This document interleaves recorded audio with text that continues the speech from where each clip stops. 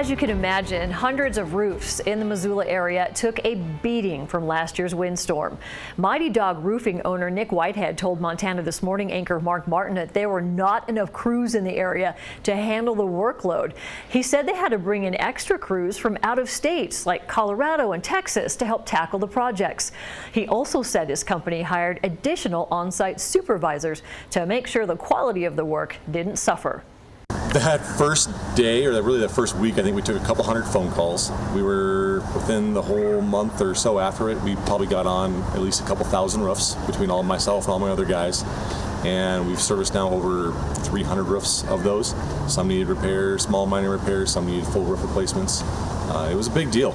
It wasn't just roofing either. It was siding and gutters and a couple of windows, and yeah, it was tragic, a lot of the stuff that was happening around the community.